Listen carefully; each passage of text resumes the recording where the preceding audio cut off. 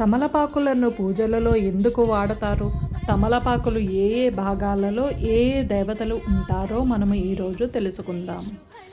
దేవతలు మరియు రాక్షసులు కలిసి క్షీరసాగర మదనాన్ని మదిస్తూ ఉన్నప్పుడు ఈ తమలపాకు వృక్షము బయటకు వచ్చినట్టు స్కంద పురాణంలో చెప్పబడుతూ ఉన్నది. అంతే కాకుండా ఆ పరమశివుడు ఇంకా పార్వతీదేవి కలిసి హిమాలయ పర్వతాల మీద ఈ తమలపాకు చెట్లను స్వయంగా నాటినట్టు ప్రతీతి. తమలపాకు మొదటి భాగంలో సూర్య భగవానుడు, మధ్య భాగంలో సరస్వతీదేవి, కింది భాగంలో లక్ష్మీదేవి కొలువై ఉంటారు. తమలపాకు మొత్తములో శ్రీ మహావిష్ణువు కొలువై ఉంటాడు. తమలపాకు కుడివైపున సుబ్రహ్మణ్య స్వామి, కుడివైపు కింది భాగములో లక్ష్మీదేవి కొలువై ఉంటారు. తమలపాకు తొడిమలో అంటే కొమ్మకు తొడిమకు మధ్యలో జ్యేష్ఠాదేవి కొలువై ఉంటుంది. ఈరోజు మనము తమలపాకుని ఆంజనేయ స్వామికి ఎందుకు పూజిస్తాము, అంతే కాకుండా ఆ తమలపాకు యొక్క ఉపయోగాలను కూడా తెలుసుకుందాము. ఒకనాడు సీతాదేవి శ్రీరామచంద్రునికి ఈ తమలపాకులతో చిలకలను చుట్టి శ్రీరామచంద్రునికి ఇచ్చినది. ఆ చిలకలను తిన్న శ్రీరామచంద్రుడి నోరు ఎర్రగా పండినది. అంతే కాకుండా ఆయన పెదవులు కూడా ఎర్రబడినవి. అటుగా వెళుతున్న హనుమంతుడు అది చూసి శ్రీరామచంద్రుడిని అడుగుతాడు, ఏమయ్యా నీ నోరు ఎందుకంత ఎర్రగా అయినది అని అడుగగా ఆ శ్రీరాముడు తమలపాకుల చిలకలను తినడం వల్ల నా నోరు ఎర్రబడినదని జవాబు చెబుతాడు.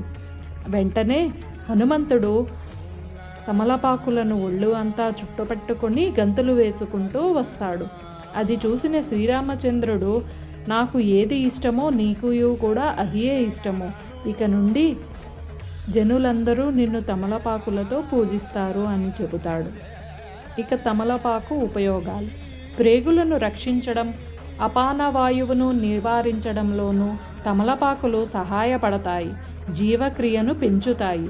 అంతే కాకుండా ఋతుక్రమం సరిగ్గా రాని స్త్రీలు కూడా ప్రతిరోజు తమలపాకులను తింటే ఆ సమస్యలు తగ్గి ఋతుక్రమం సమంగా వస్తుంది.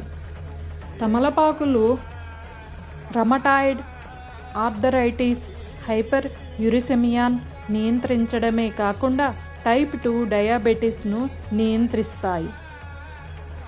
తమలపాకులు శరీరంలో రక్త ప్రవాహాన్ని పెంచుతుంది.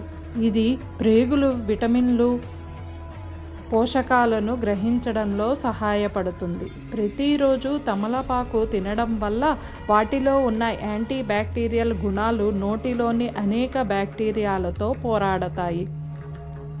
బోలు ఎముకలు వ్యాధి రాకుండా ఉండాలంటే తమలపాకులను నమిలి తినాల్సి ఉంటుంది. అందులో సున్నం, వక్క వంటివి ఏవియూ కలిపి తినరాదు.